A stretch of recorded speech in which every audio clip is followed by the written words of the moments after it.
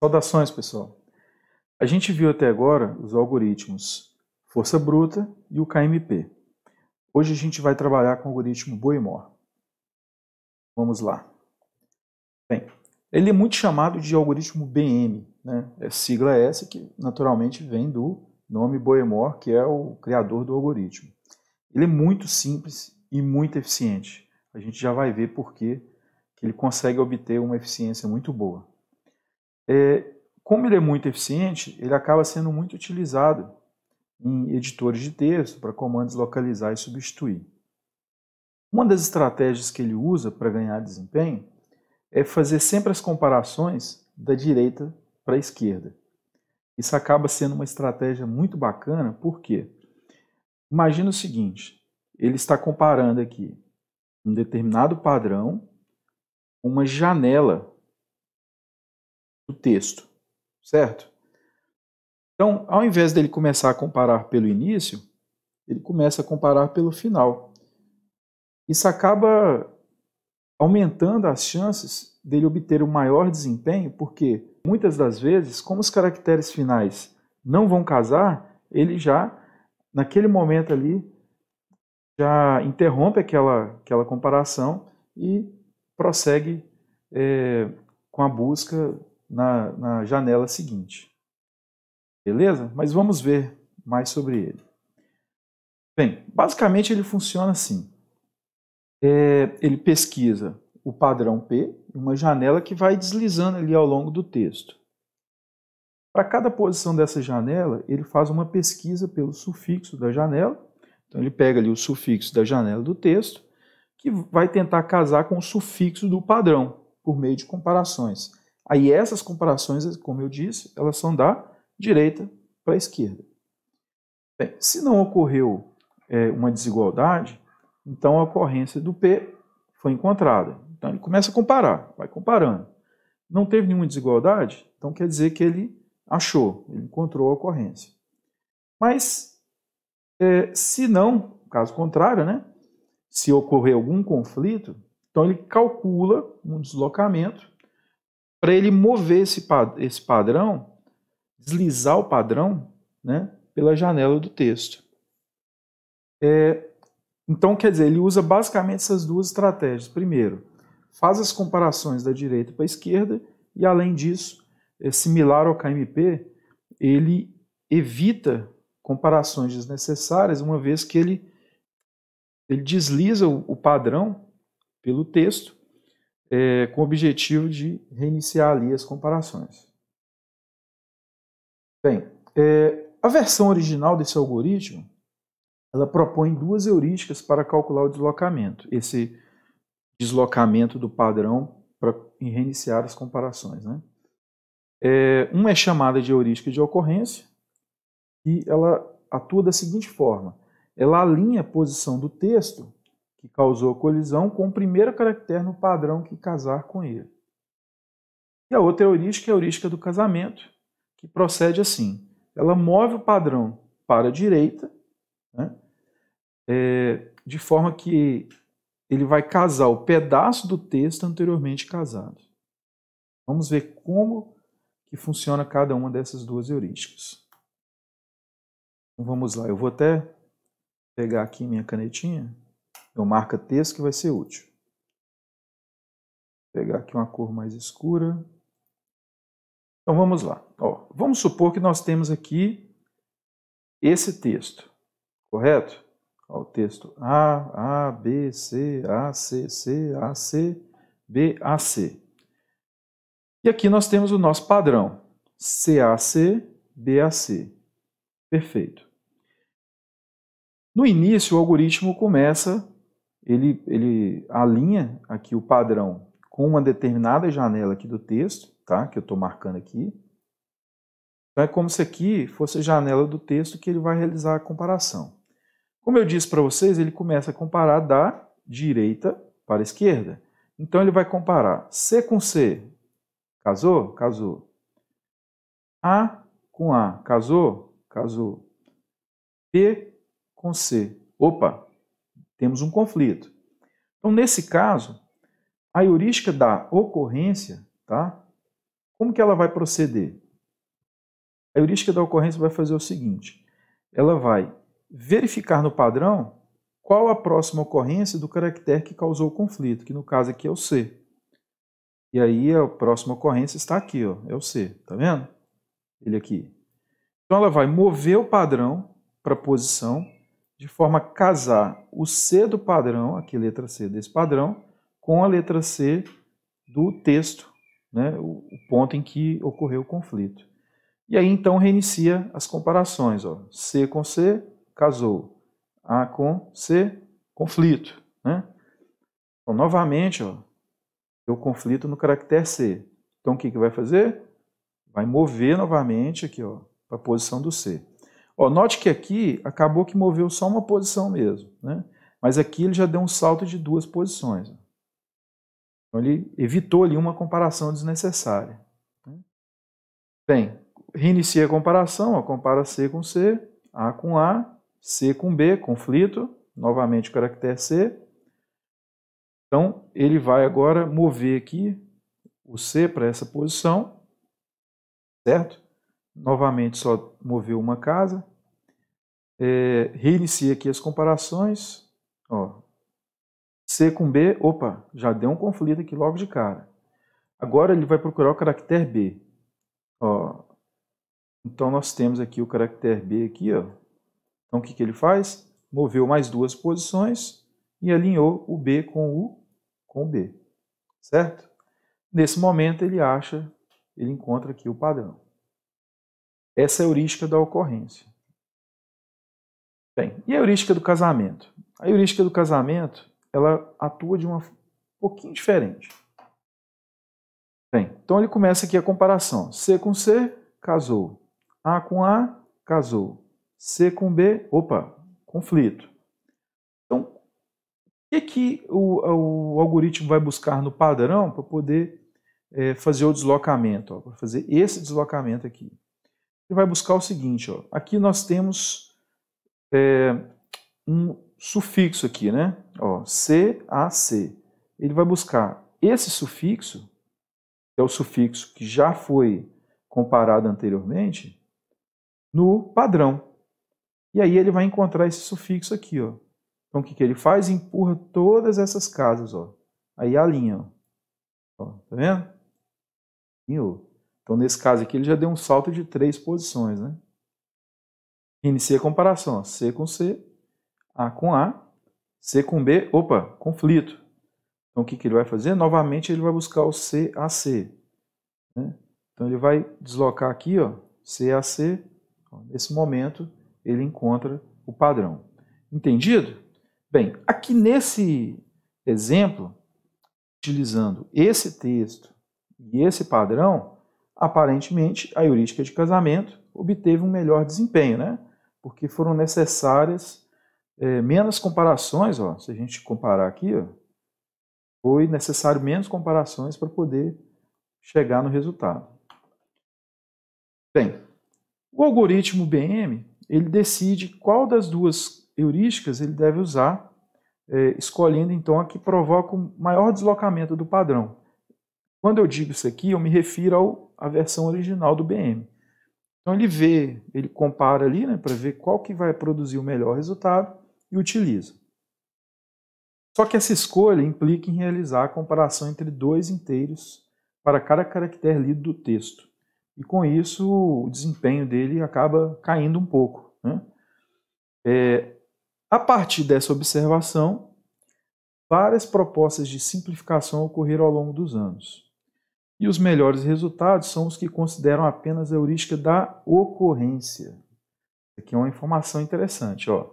Então, embora aqui no nosso exemplo a heurística do casamento aparentemente apresentou um melhor resultado, mas os estudos, né, a literatura, mostra o quê? Que, em linhas gerais, a heurística da ocorrência é a que apresenta o melhor desempenho. Tá?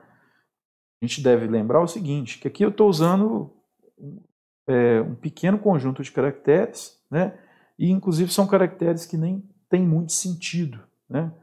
Mas no mundo real a gente vai usar textos com palavras e tal, E aí, nesse caso, é que provavelmente foram obtidos resultados melhores para a heurística da ocorrência.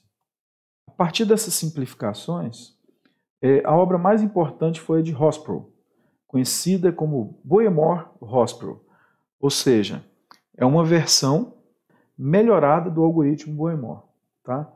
E ela funciona mais rápido que o algoritmo BM original. O que Horsprow observou? Ele observou o seguinte, que qualquer caractere já lido do texto, a partir do último deslocamento, pode ser usado para endereçar essa tabela de deslocamentos. Baseado nesse fato, então, Horsprow propôs endereçar a tabela com o caractere no texto correspondente ao último caractere padrão. É super interessante porque a proposta de Horsprow, além de trazer desempenho para o algoritmo, simplifica o algoritmo bastante, né? Porque essa estratégia que ele utiliza, a gente vai ver mais à frente, mas ela torna o algoritmo muito simples. Bem, vamos então ver o pseudocódigo? Olha só, pessoal, é interessante que o BMH, o pré-processamento, ele fica dentro da própria função de busca, tá? Ele é tão simples, na verdade a gente até poderia implementar o pré-processamento como se fosse uma outra função, né?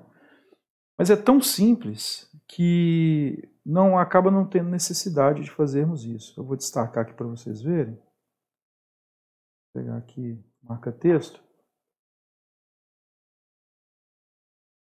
Não vai dar nem para enxergar.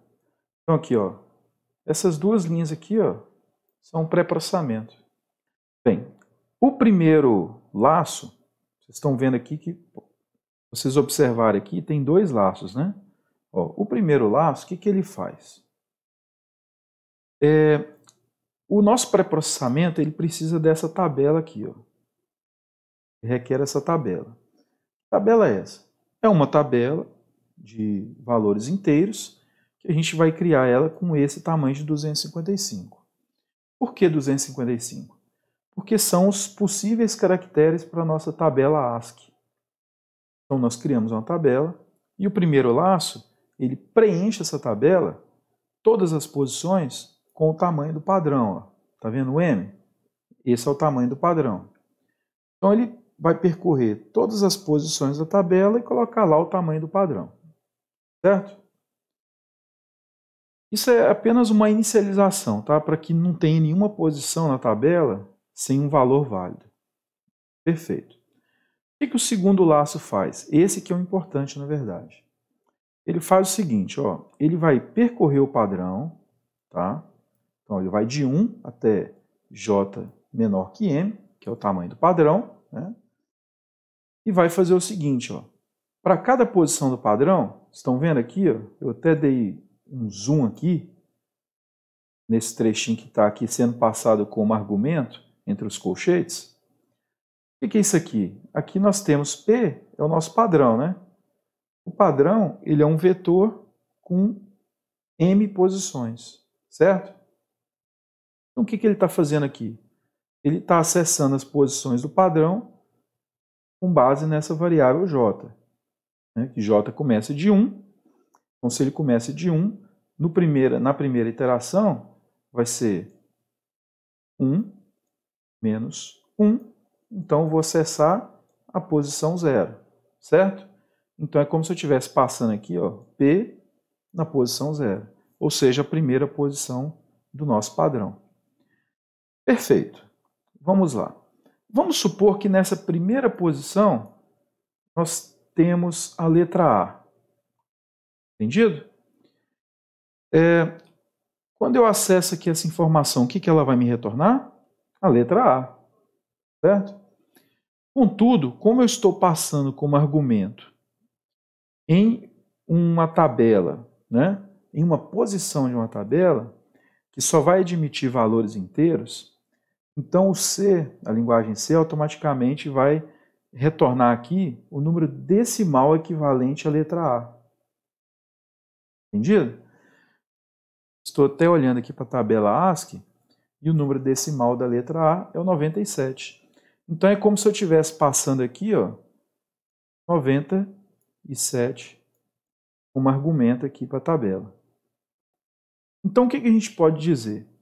Que esse laço, né, essa estrutura de laço, vai percorrer o padrão e para cada letra ou caractere presente no padrão, ele vai obter o número decimal equivalente àquele caractere e salvar na posição relativa àquele número decimal o que? Vai salvar o tamanho do padrão menos o valor que tiver presente em J. Então, por exemplo, vamos supor que o nosso padrão seja 6 e nós estamos no J iniciando em 1. Então, 6 menos 1, 5. Então, para essa letra A aqui, ele ia armazenar o valor 5. Ok? Por que ele armazena esse valor? Explicando assim de uma forma bem sucinta.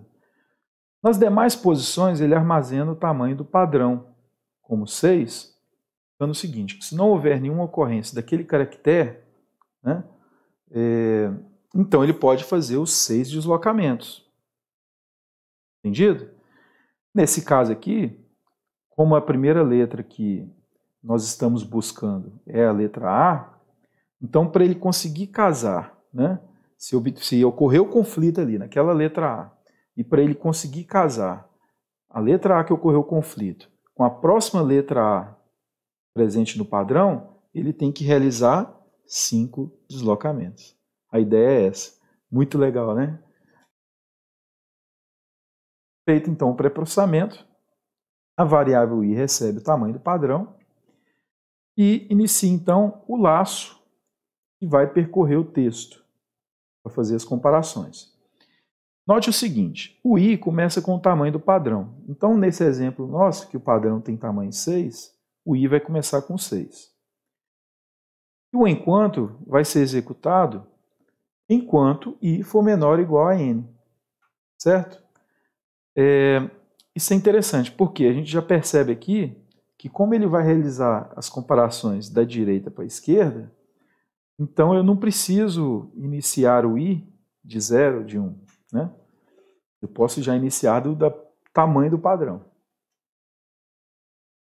Dentro do laço ele vai inicializar a variável k, inicializa a variável j, né? E o laço interno, que é esse aqui, ele é responsável por fazer as comparações da direita para a esquerda. Note que tanto k quanto j são decrementados. Por quê? Quando ele retornar verdadeiro aqui, na igualdade, ele vai decrementando k e j para continuar mantendo as comparações. Se ao sair desse laço o j for igual a 0, quer dizer que ele encontrou o padrão. E aí ele pode então retornar à posição do padrão. Se ele não tiver encontrado, ou seja, j não é igual a 0, então ele não vai entrar aqui e ele vai executar essa linha aqui que vai promover o deslocamento.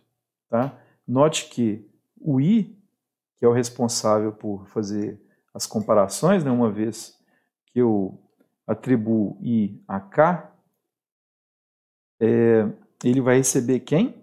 O próprio i, mais a tabela de deslocamentos, né, a tabela que eu armazenei aqui, a tabela que eu produzi aqui no pré-processamento, recebendo como argumento o quê? O texto na posição i-1, ou seja, o elemento que causou o conflito. Entendido? Deixa eu mostrar aqui então para vocês o código-fonte. Bem, temos aqui então o código-fonte, a função BMH, ó, ela está aqui. Ó. Aqui a função BMH. Então, inicializa as variáveis n e m, né? Define o vetor, no caso que vai armazenar as 255 posições, que aqui está 256, né? Quando foi colocado um a mais. A etapa de pré-processamento, primeiro inicializando o vetor D, depois preenchendo as posições do vetor D relativas ao padrão. Inicializa a variável i, inicia a busca. Né? Então aqui temos o laço externo, que vai de enquanto for menor ou igual a n, que é o tamanho do texto.